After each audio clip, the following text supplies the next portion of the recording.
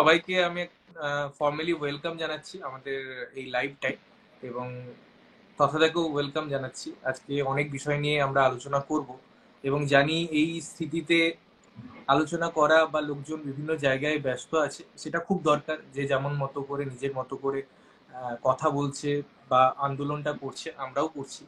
তো তথাদা, তোমার কি ওপিনিয়ন এই সিচুয়েশনে? আহ আমার এই মুহূর্তের অভিমত হচ্ছে যে যেন কোনোভাবেই এই আন্দোলনটা না থেমে যায়, মানে কারণ এখন অব্দি সিবিআই থেকে কোন রকম আশাপ্রদ উত্তর কিংবা আমরা কোন রকম কাউকে গ্রেপ্তার হুম। এখন অব্দি হয়নি, মানে অফিসিয়াল ক্রাইমটার জন্য কোনো গ্রেপ্তার যেহেতু হয়নি, যে যার মতো করে প্রতিবাদ করছে। হয়তো প্রত্যেকের পারপাস আলাদা, প্রত্যেকের এজেন্ডা আলাদা, কিন্তু প্রতিবাদটা যে সর্বস্তরে হচ্ছে এবং গোটা পৃথিবী জুড়ে হচ্ছে এই ইস্যুটা নিয়ে। এবং একটা খুব মজার মিম আমি দেখলাম রিসেন্টলি, যে আমার বাচ্চারা মারপিট করছে, ওদের আওয়াজটা ইগনোর করতে হবে। একটা মজার মিম আমি দেখলাম, সেটা হচ্ছে যে এমন সমন্বয় যা কেউ করে দেখাতে পারেনি, যে ইস্ট বেঙ্গল মোহনবাগান এক হয়ে গেছে, ভারত বাংলাদেশ পাকিস্তান একই ইস্যুতে কথা বলছে, হুম। একই সুরে তাদের জনতারা। তো এই সরকার সেটা করে ফেলতে পেরেছে আর কি, সাকসেসফুলি, যেটা আগে কেউ করে উঠতে পারেনি। তো আমার মনে হয় যে এটা খুবই হাই টাইম, আশেপাশে যা ঘটছিল অনেকগুলো ঘটনার জমা স্ফুরণ হয়তো এই ঘটনাটা। একদমই একদম। ইনফ্যাক্ট তথা আমি তোমাকে এই কনভারসেশনটা নিয়ে যখন শুরু করব ভাবলাম, আমার একটা ইনসিডেন্টের কথা মনে পড়লো, তোমাকে সেটা দিয়ে শুরু করি। 2014 সালে আমি দুরন্ত এক্সপ্রেসে মুম্বাই যাচ্ছিলাম, ঠিক আছে? প্রায় হুম 10 বছর আগে আমি প্রথম মুম্বাই যাচ্ছি, এবং যথারীতি হয় না যে ট্রেনের মধ্যে স্মোক করা যায় না, এখন একটা অ্যালার্ট হুম থাকে যে স্মোক করলে 200 টাকা ফাইন। হুম তো আমি যথারীতি ঘোরাফেরা করছি যে কি হয়, তো দেখলাম একটা হুম লোক দরজার সামনে স্মোক করছে এবং আমাকে নোটিশ করলো। তো আমাকে একটা হুম অফার করলো সিগারেট, যে খা। আমি বললাম যে দাদা, আমি তখন মানে প্রায় জাস্ট গ্রাজুয়েশন কমপ্লিট করে গেছি। আমি বললাম দাদা, এই যে 200 টাকা লেখা রয়েছে ফাইন। তো বলতো ভাই, ফাইন ভেবে তো লাভ নেই, স্মোক তো করতে হবে, ম্যাক্সিমাম কি হবে, 200 টাকা দেবো। মানে ভারতবর্ষে তুমি আছো, তুমি ভারতবর্ষে আইনকে ভয় পেও না, আইনটাকে কেনার জন্য পকেটে টাকা রাখো। এই হুম হুম স্টেটমেন্টটা 2014-তে আমাকে একজন দিয়েছিল। তো আমি এটাই বলতে চাইছি যে আজকে যে কোনো আইনের, মানে আমরা যদি এটাই হতো রুলসে যে যে ট্রেনে এটা করবে তাকে জেলে ভরে দেওয়া হবে, বা সে এরকম হ্যাঁ দৃষ্টান্ত দেখতো, হয়তো এই হুম উক্তিটা করার সাহসটা পেত না। তো সেই জায়গায় আমরা যতক্ষণ না এই সিচুয়েশনের একটা ফ্রুটফুল রেজাল্ট দেখছি, ততক্ষণ এটা আন্দোলন করে কতক্ষণ কি হবে আমি জানি না, সত্যিই জানি না। আসলে বিষয়টা তো আমাদের মানসিকতার সাথে জড়িয়ে। বিষয়টা কোনো আইন, কোনো সরকার, সরকার তো আমাদের বাড়ির লোকজনই, তাই না? কম বেশি আমার মতোই কারুর বাড়ির লোকজন গভর্নমেন্টে বসে আছে। আবার পার্টি যদি বদলে যায়, দেখা যাবে এই পার্টির লোকজন আবার নতুন যে পার্টি হলো তাতে জয়েন করবে। যেরকম আমাদের ফিল্ম ইন্ডাস্ট্রির প্রচুর লোককে আমরা এই সিপিএম থেকে যখন টিএমসি হলো, পাল্টি খেয়ে টিএমসি জয়েন করতে দেখেছি। আবার টিএমসি থেকে যদি পাল্টি গিয়ে অন্য কোনো সরকার আসে, তাতে জয়েন করতে দেখবো।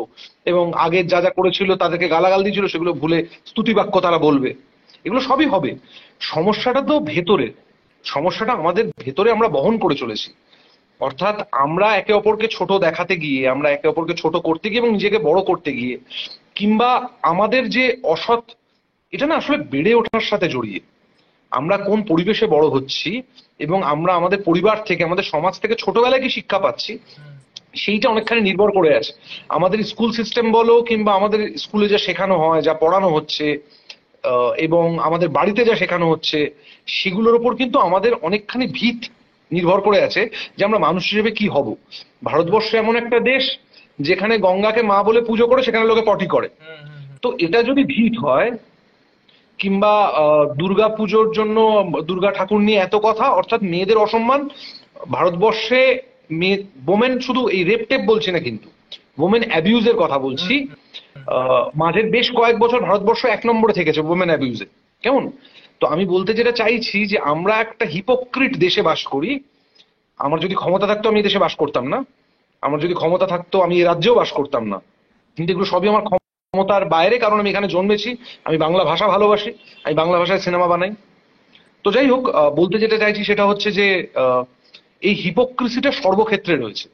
সেইটা থেকে বেরোনো আগে দরকার, এবং সেটা সর্বাঙ্গীন শিক্ষা দিয়েই একমাত্র পরিবর্তন সম্ভব, গোড়া থেকে। বিষয়টা যখন বড় হয়ে যাচ্ছি আমরা, তখন বিষয়গুলো বড় হয়ে যাচ্ছে। মানে ছোটবেলার অপরাধ বড়বেলায় কিন্তু আরো বড় রূপে দেখা দিচ্ছে। ছোটবেলায় একটা কুকুরকে ঢিল মারা, কিংবা পায়রাকে গুলতি দিয়ে মারা, কিংবা কাককে গুলতি দিয়ে মারা, সেটাই কিন্তু জাস্ট চেহারাটা চেঞ্জ হয়ে একটা মানুষ হয়ে যাচ্ছে, আর গুলতির জায়গায় হাতে চলে আসছে বন্দুক। একদমই তাই, একদমই তাই। ইনফ্যাক্ট মানে আমি জানি না, তোমরা প্রত্যেকেই প্রতিবাদ করছো এবং আমি চিন্তায় আছি যে আমি কালকে একজনকে মেসেজ করলাম, আমি নাম বলছি না, দাদা খুব প্রতিবাদ করছে এবং ফিল্ম ইন্ডাস্ট্রির সাথেই জড়িত। আমি বললাম দাদা, একজন ভালো লোককে, ভালো লোকের কাজ হয়তো আমরা মিস করবো, কারণ আমি জানি না এরপরে তুমি আর কাজ পাবে কিনা। তো এই জিনিসগুলোর ঊর্ধ্বে গিয়ে, ভাবনা চিন্তার ঊর্ধ্বে গিয়ে মানুষজন যে কথা বলছে, এটাই আমার মনে হয় দরকার। এবং তোমরা পুরো যেহেতু ফেস একটা, তোমাদের লোকজন ভীষণ ভাবে ফলো করে, তাই তোমাদের সামনে আসাটাও খুব দরকার। যেহেতু আমি কোনো দলীয় রাজনীতির সাথে সরাসরি যুক্ত নয়, এবং দেখো যদি ফেস হই কিংবা না হই, মানুষ হিসেবে আমি যেটা তৈরি হয়েছি, মানে ছোট থেকে আমার যেভাবে বড় করা হয়েছে, তাতে যে যে ব্যাপারে প্রতিবাদ করা দরকার কিংবা যে যে ব্যাপারগুলো আমাকে নাড়া দেয়, ধাক্কা দেয়, সব ব্যাপারে তো আমি প্রতিবাদ করতে যাই না। কারণ সব ব্যাপার আমি বুঝিও না। যে ব্যাপারে আমার কাছে স্পষ্টভাবে আমাকে ধাক্কা দিচ্ছে, আমার মনে অভিঘাত তৈরি করছে, আমাকে চিন্তিত করছে, আমি সেটারই প্রতিবাদ করি।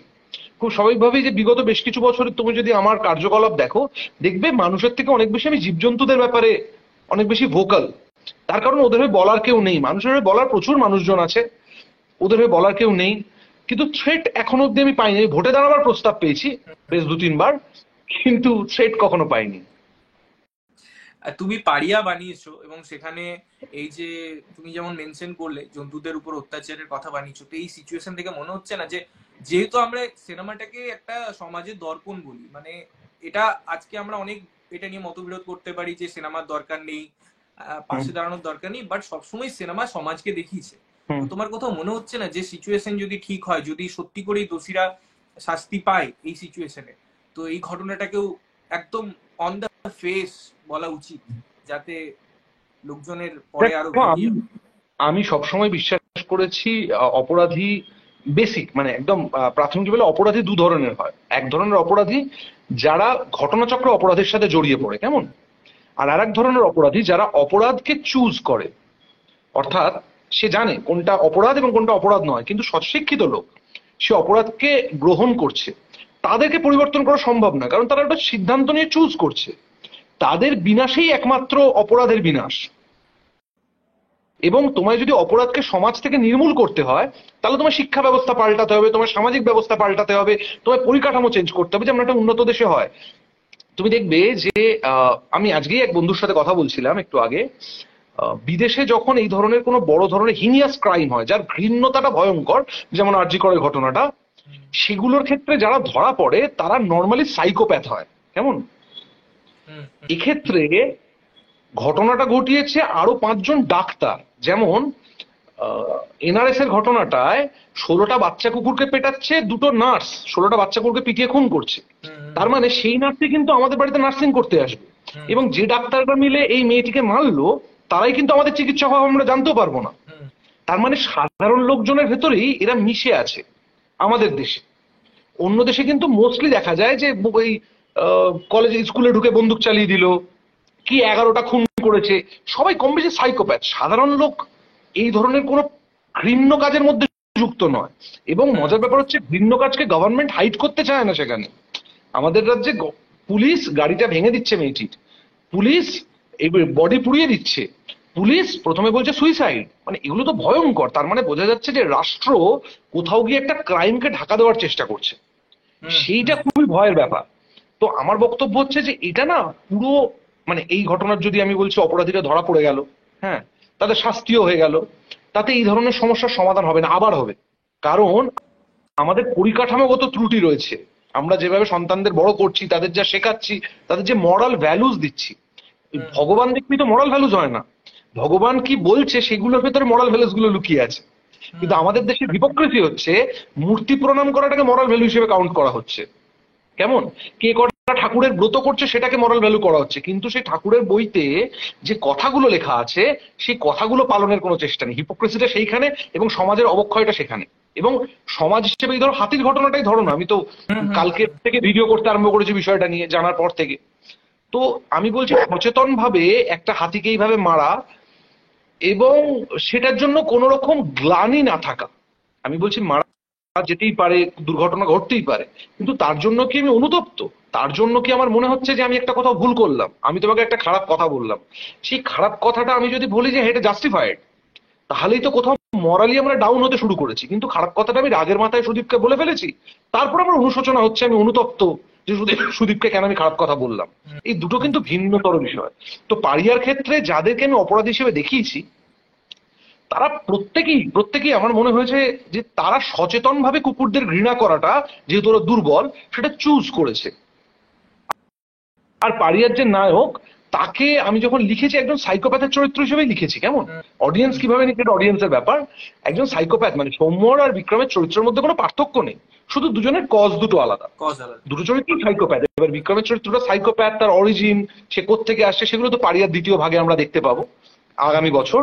পারিয়ার দ্বিতীয় ভাগ নিয়ে আমি এখন পড়াশোনা করছি, কারণ পারিয়ার দ্বিতীয় ভাগে খুব বড় অংশ জুড়ে জঙ্গল থাকবে, জঙ্গলে খনিজ থাকবে, কর্পোরেট আগ্রাসন থাকবে, কর্পোরেটরা কিভাবে কনজারভেশনের নামে জঙ্গলগুলোকে নষ্ট করছে, এবং এছাড়া মাইথোলজিক্যাল রেফারেন্স থাকবে, এবং এর বাইরে বিক্রমের চরিত্রটা প্রিকুয়াল থাকবে, অর্থাৎ জন্ম থেকে থাকবে আর কি। কেমন এই নয় যে এই ঘটনার কয়েক বছর আগে দেখবো, একদম চরিত্রটা জন্ম লগ্ন থেকে দেখবো, যে কারণে একটা মাইথোলজিক্যাল রেফারেন্স ইনফ্যাক্ট পারিয়াতে আছে, যেখানে আমরা কালপুরুষ নক্ষত্রমন্ডল নিয়ে কথা বলি এবং লুব্ধককে বলি যে শিকারী কুকুর, এবং পরবর্তীকালে দেখা যায় যে বিক্রমের চরিত্রের নাম লুব্ধক। আমরা বরাবরই জানি যখনই কোনো প্রফেট এসছে পৃথিবীতে, তখনই আমরা তারাদের রেফারেন্স নিয়েছি। তুমি ভেবে দেখো, যখন বিবেকানন্দের জন্মের কথা যখন আমরা পড়েছি, তখন সপ্তর্ষি মন্ডলের কথা হয়েছে। জিজাসের জন্মের কথা যখন পড়েছি, তখন আমরা তারাদের কথা পড়েছি। যখন মোজেসের কথা হয়েছে, তখনও তারাদের কথা পড়েছি। হ্যাঁ, তো আমি কিন্তু চরিত্রটাকে শুরু থেকে একজন প্রফেট, অর্থাৎ কুকুরদের ভগবান হিসেবে দেখেছিলাম।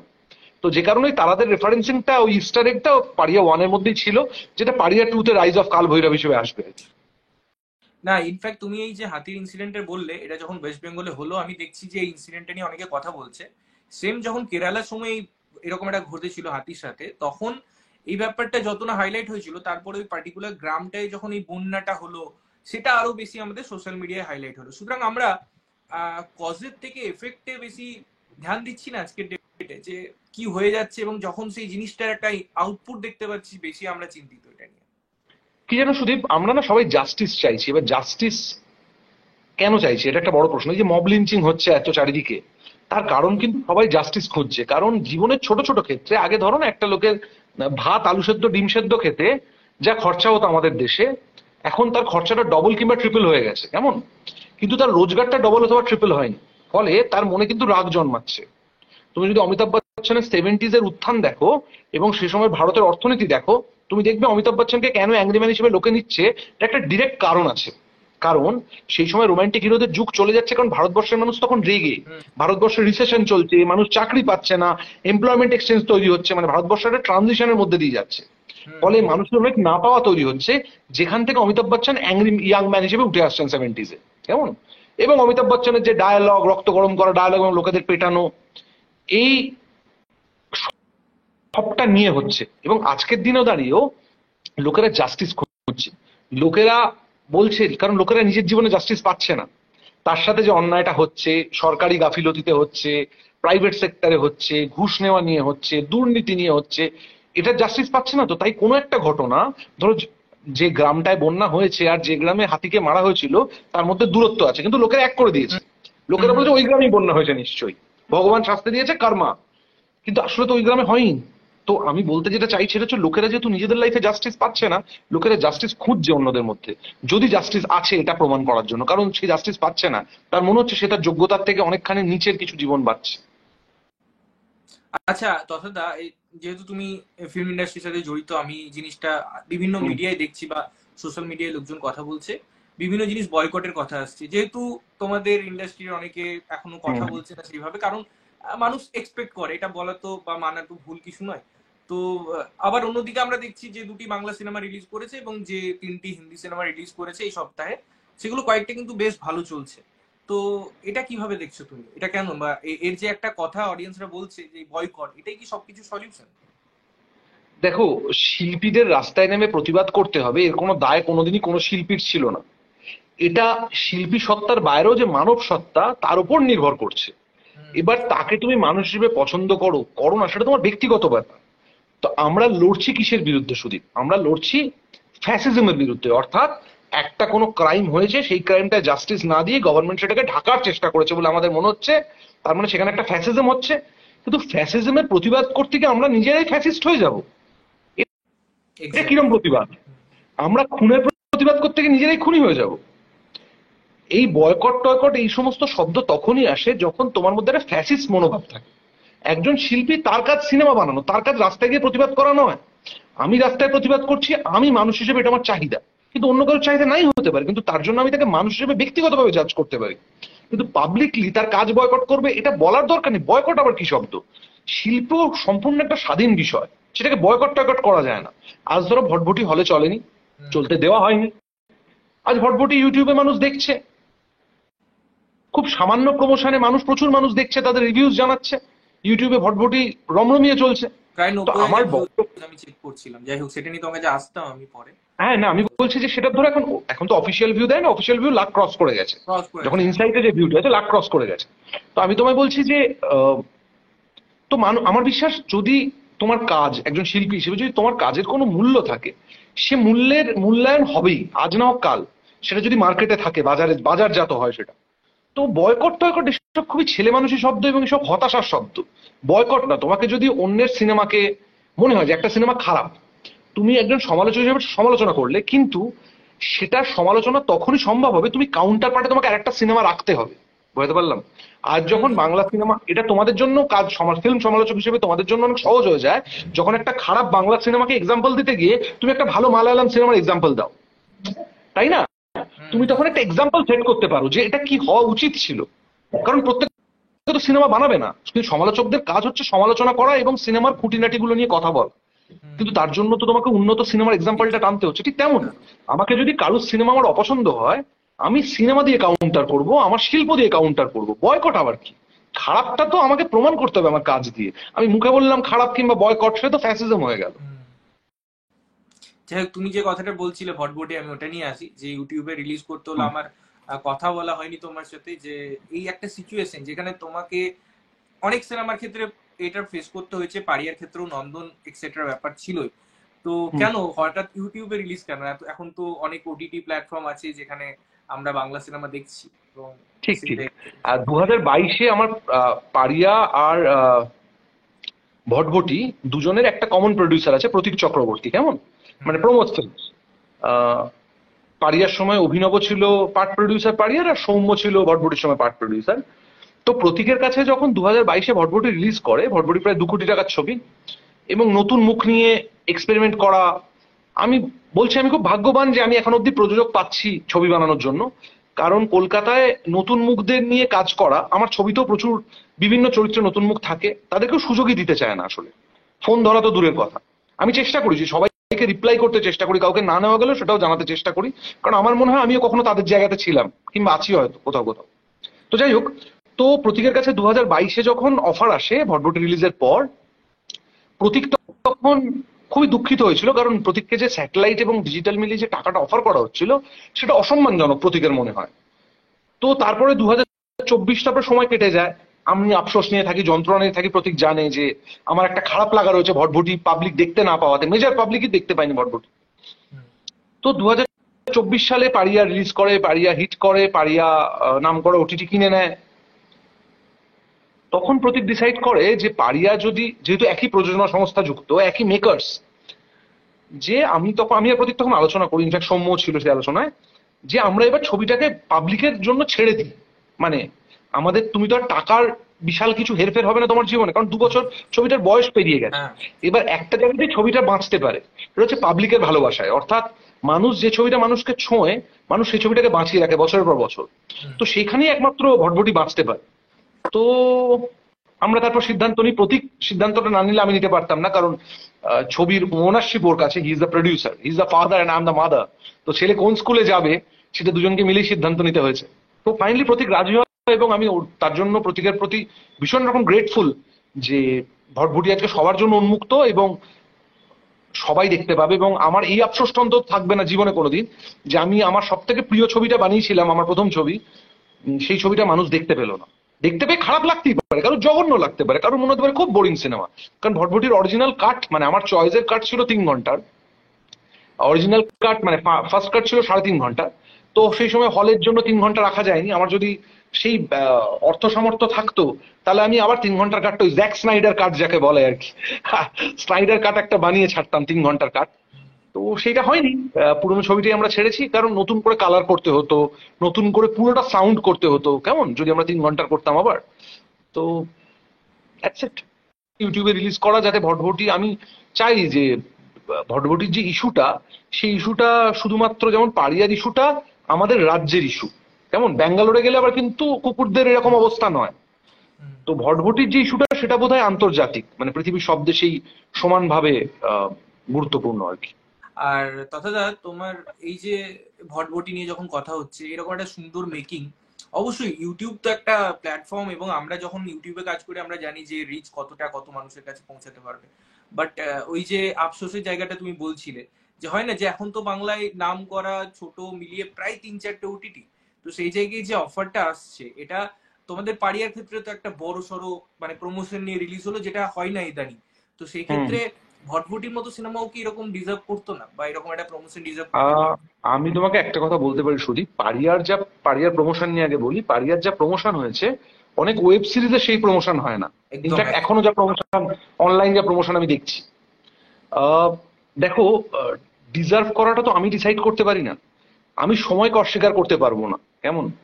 এই সময়টা যদি মধ্য মেধাকে ধরো, ভটভটির কথা যদি ধরি, ভটভটি দুটো ডিপার্টমেন্টে আমার এটা ব্যক্তিগতভাবে মনে হয় একজন দর্শক হিসেবে খুবই উন্নত মানের ছিল, যেখানে বাংলা আর 5টা ছবির থেকে একেবারেই অনেক গুণ এগিয়ে, সেটা হচ্ছে সিনেমাটোগ্রাফি একদম। আর সাউন্ড ডিজাইন, কেমন। কিন্তু আহ, এইটা ভটভটি বাংলা ইন্ডাস্ট্রিতে যতগুলো অ্যাওয়ার্ড শো হয়েছে, যতগুলো মানে ছোট বড় মেজো সেজো, কেউ ব্যক্তিগতভাবে আমাকে ভালোবাসে তার অ্যাওয়ার্ড শোতে আমার অ্যাওয়ার্ড দিয়ে দিল, সেসবের কথা বলছি না। হুম। আমি বলছি অ্যাওয়ার্ড কম্পিটিশন অ্যাওয়ার্ড শো, ভটভটি কোনো অ্যাওয়ার্ড শোতে কোনো ক্যাটাগরিতে নমিনেটেড ছিল নমিনেশন না। পাইনি। নমিনেশন পায়নি না, নমিনেশনের কথা কেউ বলেওনি, অথচ বলে। বিভিন্ন অ্যাওয়ার্ড শো এর এভিতে আমি দেখেছি ভটভটি শট রয়েছে, তারা কিন্তু ভটভটি শট ইউজ করেছে এভিতে। তো আমি সময়কে তো অস্বীকার করতে পারবো না, অতিক্রমও করতে পারবো না। যদি এই সময় মধ্যমেধাকে উদযাপন করাই যদি এই সময়ের দাবি হয়, সেটা মেনে নিতে হবে। মানে আমি বলছি না যে আমি উচ্চ মেধা, আমি বলছি মধ্য মেধাকে উদযাপন মানে মধ্য মেধার ছবি, মধ্য মেধার লোকজন এবং তাদের ভাবনা চিন্তা। কারণ আমি বিশ্বাস করি আমরা সিনেমার স্বার্থে জড়ো হচ্ছি, সিনেমা আমার বাবার সম্পত্তি নয়, মানে সিনেমাটা আমি চুজ করছি, আমি এই কাস্টিং করলাম। অধিকাংশ ডিরেক্টর এবং প্রযোজকদের মধ্যে যে ভাবটা দেখি, যে কারণে তাদের সাথে খুব একটা কথা বলারও আমি খুব একটা গুরুত্ব দেখি না, এবং তাদের সাথে এক চেয়ারে বসারও আমি খুব একটা আকর্ষণ বোধ করি না।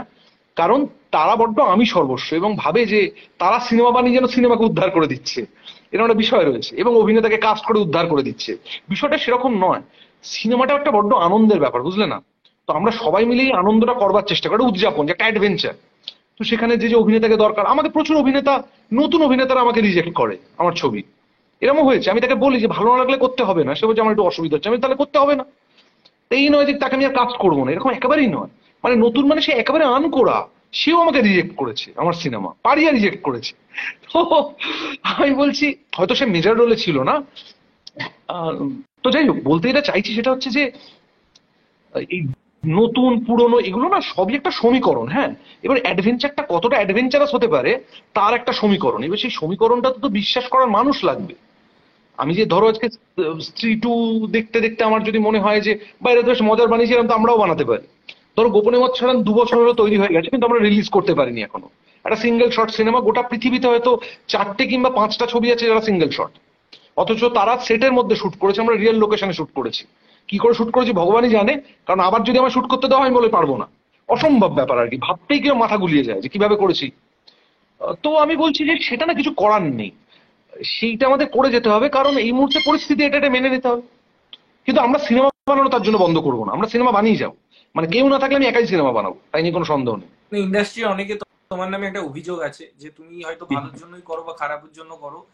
সেটা তারা মনে করে যে তুমি নাকি একটা সিনেমায় প্রত্যেকটা অ্যাক্টরকে খুব এঙ্গেজ করে দাও, 1 মাস ধরে তাদেরকে ওয়ার্কশপ করাও, তাদেরকে যতক্ষণ না সেই পারফেক্ট জিনিসটা আসছে তুমি ছাড়ো না, এরকম এক লোকজন মাস বলছে। নয়, এটা ভুল জানো তুমি, এটা 1 মাস নয়, এটা তিন আচ্ছা মাস আচ্ছা এটা আচ্ছা। 3 মাস। হ্যাঁ মানে হ্যাঁ হ্যাঁ, 3 মাস। না হলে এটা তো আমি বলছি যে যে পারফরমেন্সটা ধরো পারিয়া কিংবা ভটভটিতে ভালো, আবারও বলছি যে আমি চেষ্টা করি একটা কিছু করবার, আমার ইন্টেনশনটা করার। এবার তার আউটকামটা খারাপ হতে পারে, ভটভটিতে কারোর অভিনয় খারাপ লাগতে পারে, পারিয়াতে কারোর অভিনয় খারাপ লাগতে পারে, কিন্তু আমি বলছি আমাদের ইন্টেনশনটা ওইটা কিন্তু। তো আমি না সিনেমাটাকে একেবারেই খুবই একটা কোলাবোরেটিভ আর্ট হিসেবে দেখি, যেখানে, কারণ অভিনেতাদের থ্রু দিয়ে তো আমরা কমিউনিকেট করি পরিচালকরা। আমার অভিনেতারা যে অভিনয়টা করবে সেটাই কিন্তু আমার কমিউনিকেশন। আমি তো জানি কি এডিট করবো, আমি তো জানি কি বিজিএম বাজবে, ওখানে মাথার মধ্যে আমার তৈরি হয়ে আছে। অভিনেতারা যদি ওখানে গিয়ে চেয়ার টেবিল হয়ে যায়, পাথরের মতো অভিনয় করে, সেইটা তো খুব বিপজ্জনক হয়ে যাবে আর কি। যে কারণে ইনভলভমেন্টটা দরকার, হয়তো তার জন্য সেই পরিমাণ টাকাও অভিনেতারা পায় না, কিন্তু ওই আমার সাথে কাজ করতে গেলে কাজ করার আনন্দে কাজ করাটা খুব ইম্পর্টেন্ট, তাছাড়া আমার পক্ষে সম্ভব নয়। এবং শুধু অভিনেতারা কিন্তু এটা নয়, মানে আমার রিহার্সালে মেকআপ ম্যান আসে, আমার রিহার্সালে, মানে এটা আমি তাদেরকে হয়তো 2-1 দিন আসতে বলি, তারা হয়তো 10 দিন আসে।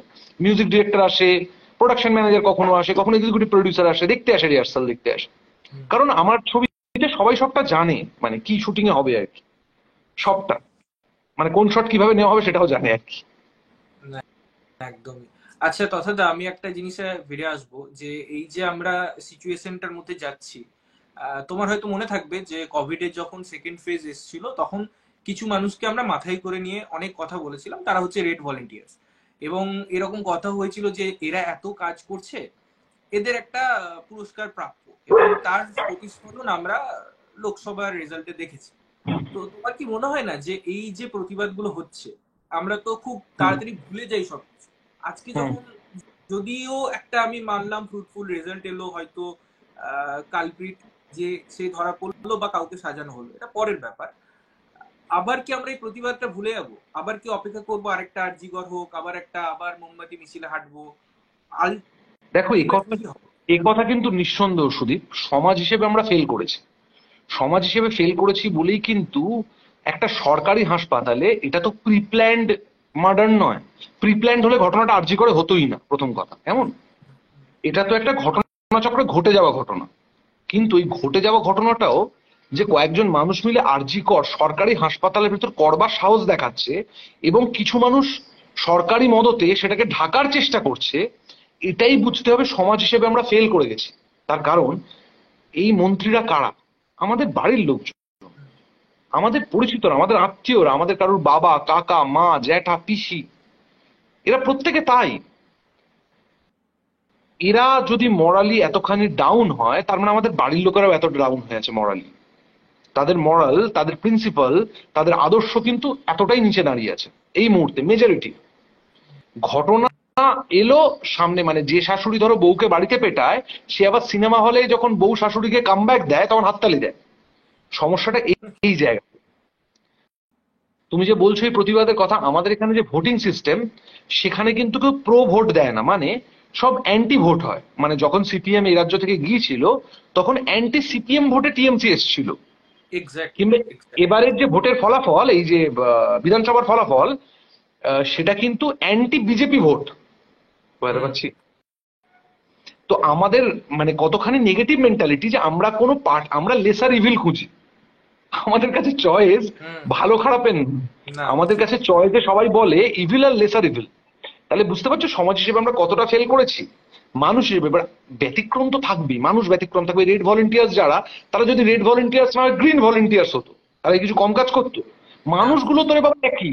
আরে কাজটা তো কোনো রেড ভলেন্টিয়ার নামটা করছে না, কাজটা তো করছে মানুষগুলো। হুম, তাদের নাম হুম, যদি স্যাফরন ভলেন্টিয়ার্স হতো, তারা কি কম কাজ করতো? একই কাজ করতো। তো it is not about the tag, it is about the people. এবার আমাদের সোসাইটিতে মেজরিটি পিপল, দে আর মোর সেলফিশ, সেলফ সেন্টার্ড, এবং অন্যের ক্ষতি করতে চায়। সেইটা অ্যাজ আ কমিউনিটি, ধরো আজকে বাংলাদেশে যে আন্দোলনটা রাস্তায় নেমে হলো, অ্যাজ আ হুম, কমিউনিটি কিন্তু সেটা আমাদেরকে শিখিয়েছে। এবং আমার ধারণা এই যে আন্দোলন, তাতে কিছুটা প্রভাবও ফেলেছে। বিভিন্ন রাজ্যে, বিভিন্ন হুম, পশ্চিমবঙ্গের যে বিভিন্ন গ্রামে তারা একসাথে গান গাইছে, একসাথে বেরিয়েছে, এটা কিন্তু কোথাও বাংলাদেশের বাঙালিরা মোটিভেট করেছে, এটা অনস্বীকার্য। হুম, হুম, হুম। এবং রিসেন্ট বাট কেস দুটো একসাথে প্রায় কাছাকাছি। প্রায় ঘাড়ে ঘাড়ে ওটা শেষ হয়েছে, এটা শুরু হয়েছে আর কি। তো আমি বলতে পারি যে as a society, as a community আমরা বোধহয় সুস্থ জায়গাতে নেই। কারণ ফান্ডামেন্ট সরি ফান্ডামেন্টাল রাইটস এর মধ্যে যতক্ষণ না শিক্ষা এবং স্বাস্থ্য, একটা মানুষ এবং খাদ্য, ফুড, যতক্ষণ একটা মানুষ জানবে যে বাড়ি গিয়ে ভাই খাবার চিন্তা আমায় করতে হবে না, হুম, বাড়ি গিয়ে আমি ডাল ভাতটুকু পেয়ে যাবো বেসিক, যেটা অনেক দেশের সরকার এখন ফ্রিতে দেয়, রেশনটা আমি ফ্রিতে পেয়ে যাবো। ফ্রি মানে ফ্রি, হুম, ভাই জানি যে আমি অসুস্থ হলে আমাকে আগে ফর্ম ফিল আপ করতে হবে না, আগে আমার চিকিৎসা হবে, তারপর টাকা দিতে পারলাম না পারলাম গভর্নমেন্ট দেখে নেবে। এইটা যদি সিচুয়েশন হতো তাহলে কিন্তু মানুষ অনেক বেটার ইন্টেলেকচুয়াল প্র্যাকটিসের মধ্যে থাকতো। ধরো এই সিনেমা কেন দেখে না, ওই সিনেমা কেন দেখে না, তোমরা যে রিভিউতে বলো তার কারণ মানুষের, সেটা আমাদের কারণ হচ্ছে সোশিও ইকোনমিক্যাল স্ট্রাকচার। মানুষের বেঁচে থাকাটাই কঠিন, সে সিনেমা হলে গিয়ে মাথা লাগাবার জায়গাতেই নেই। সে সিনেমা হলে বসে তখনও মোবাইলে কালকে কত টাকার বাজার করবে, কি অফিসের টাকাটা ঢুকলো কিনা হিসেবটা করছে। সেই বেসিক ফান্ডামেন্টাল জায়গাটা যদি ঠিক হতো, ধরো আজকে যখন আমরা কেরালার কথা বলি কিংবা মালায়ালাম ফিল্মের উন্নতির কথা বলি, তুমি যদি ওদের অর্থনৈতিক গড় আয় দেখো এবং ওদের বেসিক লাইফস্টাইলটা দেখো, দেখবে ওরা সবাই একটা কমন বেসিক লাইফস্টাইলে বাঁচে। বড় লোক নয়, গরিব নয়, ডাল ভাত জুটে যায়, চিকিৎসা জুটে যায়। তো এই জুটে যাওয়ার পর তো অনন্ত অবসর, এটা নিয়ে আর চিন্তা করতে হচ্ছে না তাদের। তারা তারা লাক্সারির জন্য সেটা বেটার করার চেষ্টা করতে পারে, কিন্তু সেটা নিয়ে দিনরাত পড়ে নেই।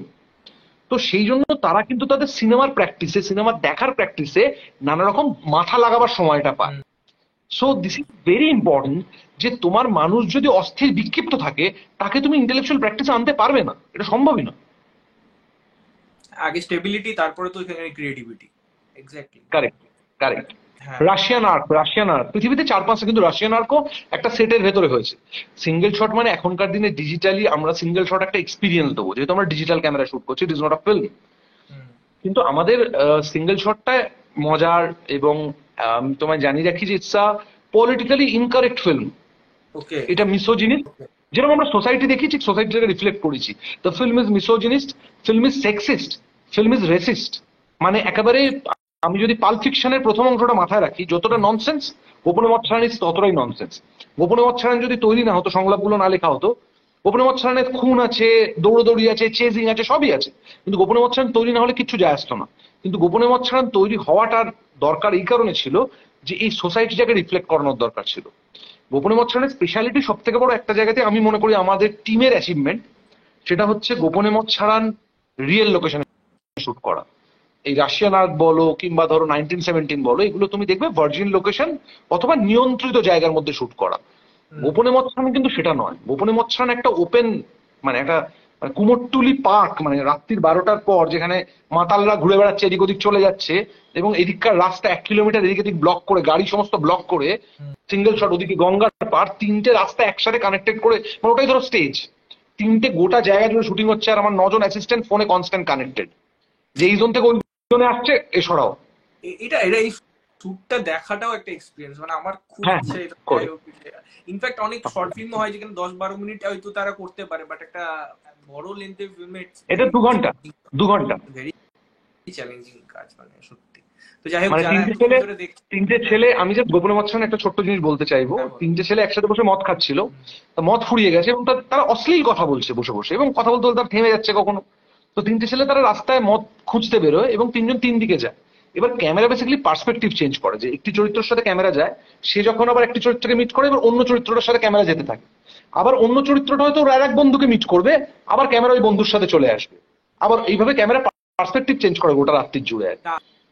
আমি তোমাকে একটা মজার কথা বলি, এরকম আমি একটা শর্ট ফিল্ম প্ল্যান করছিলাম যে একটা ওয়ান টেক করব। তো সিনেমাটা ভাবার আগে আমি এটা ভাবছিলাম যে আমি কোথায় কোথায় চিট করব, কিভাবে আমি অন্ধকার ঘর করে পরে শিফটে যাবো। তো এই বেসিক থট গুলো নিয়ে আমি আগে ভাবছিলাম যে চিট করার জায়গা যদি আছে।